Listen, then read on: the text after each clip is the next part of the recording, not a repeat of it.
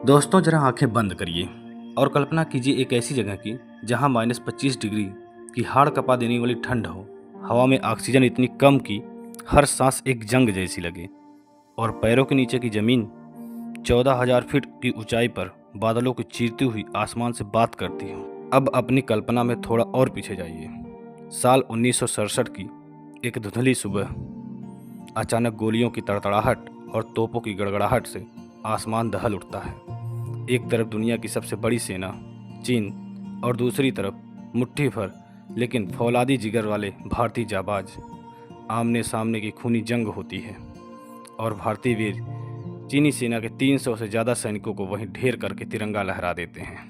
मैं किसी काल्पनिक युद्ध क्षेत्र की बात नहीं कर रहा हूँ, मैं बात कर रहा हूँ भारत के उस मस्तक की जिसे दुनिया नाथुला पास कहती है। नाथु यानी कान के छेद और ला यानी दर्रा।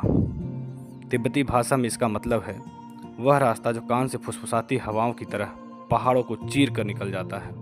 आज मैं आपको सिक्किम के इसी ऐतिहासिक, रणनीतिक और रोंगटे खड़े कर देने वाले नाथुला पास के सफ़र पर ले जाने के लिए यहाँ खड़ा हूँ। साथियों, नाथुला सिर्फ एक मिलिट्री पोस्ट या टूरिस्ट डेस्टिनेशन नहीं है, यह इतिहास का वह गवाह है जिसने सदियों को बदलते देखा है। प्राचीन काल में यह रास्ता दुनिया के सबसे मशहूर व्यापारिक मार्ग ओल्ड सिल्क रोड की एक अहम शाखा था। इसी रास्ते से होकर कभी चीन का रेशम, भारत के मसाले और तिब्बत के ऊन खच्चरों और याकों की पीठ पर लाद कर हजारों मील तक का सफर तय करते थे। इतना ही नहीं, यह केवल व्यापार का रास्ता नहीं था, यह विचारों का भी रास्ता था। इसी दर्रे को पार करके बौद्ध धर्म, दर्शन और संस्कृति भारत से तिब्बत और चीन के सुदूर इलाके तक पहुंची। जब आप नाथुला पे खड़े होते हैं तो आपको ऐसा महसूस होता है कि आप इतिहास की उस धड़कन को छू रहे हैं। लेकिन इस दर्रे का इतिहास सिर्फ व्यापार का नहीं था, बल्कि बेमिसाल वीरता का भी है। बहुत से लोग 1962 के भारत और चीन युद्ध को याद रखते हैं, लेकिन 1967 के नाथुला संघर्ष को भूल जाते हैं। 11 सितंबर 1967 को जब चीनी सैनिकों ने भारतीय सीमा पर तैनात जवानों पर अचानक हमला कर दिया तो हमारे वीरों ने वो कर दिखाया जिसकी चीन ने कभी कल्पना भी नहीं की थी।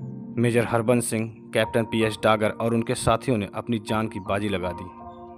उस युद्ध में भारत ने चीन को ऐसा सबक सिखाया कि आज तक पिछले 60 वर्षों में चीनी सेना की हिम्मत नहीं हुई कि नाथुला की तरफ आंख उठाकर भी देख सके। आज जब हम अपने घरों में चैन की सांस लेते हैं तो हमारे देश के जवान वहां जमा देने वाली ठंड में बंदूक ताने खड़े रहते हैं। उनके इस जज्बे को मेरा सत नमन। जहाँ वीरता खत्म होती है वहाँ से नाथुला का अध्यात्म का रहस्य शुरू होता है। नाथुला पास की कहानी अधूरी है अगर हम जिक्र न करें बाबा हरभजन सिंह की। 23वें पंजाब रेजिमेंट के एक युवा सिपाही हरभजन सिंह जो 1968 में एक हादसे में शहीद हो गए थे, लेकिन स्थानीय लोगों और सेना की मान्यता के अनुसार आज भी वो मरे नहीं हैं। आज भी वे एक अदृश्य सैनिक के रूप में देश की सीमा की रखवाली करते हैं। कहा जाता है कि अगर चीनी सेना कोई साजिश रचती है तो बाबा भारतीय जवानों के सपने में आकर पहले ही सचेत कर देते हैं। भारतीय सेना उन्हें आज भी एक जीवित सैनिक की तरह मानती है। उन्हें सैलरी दी जाती है, उनका प्रमोशन होता है और हर साल बाकायदा उनकी वर्दी और जूते उनके गांव भेजे जाते थे। सबसे हैरान करने वाली बात जानते हैं क्या है? चीनी सेना भी इस बात का लोहा मानती है। जब भी भारत और चीन के बीच फ्लैग मीटिंग होती है, चीनी अधिकारी बाबा हरभजन सिंह के लिए एक खाली कुर्सी छोड़ते हैं। यह आस्था और विश्वास की वो पराकाष्ठा है जो आपको दुनिया में कहीं और देखने को नहीं मिलेगी। आज नाथुला पास पर्यटकों के लिए एक रोमांच की अंतिम सीमा है। जब आप गंगटोक से टेढ़े मेढ़े रास्तों, गहरी खाइयों और आर्मी कैंपों को पार करते हुए यहाँ पहुँचते हैं तो आपको लगता है कि आप दुनिया के शिखर पर आ गए हैं। वहाँ केवल कुछ फीट चौड़ी कटीली तारों की बाढ़ है। एक तरफ भारतीय सैनिक मुस्तैद खड़े हैं तो दूसरी तरफ चंद कदमों की दूरी पर चीनी सैनिक।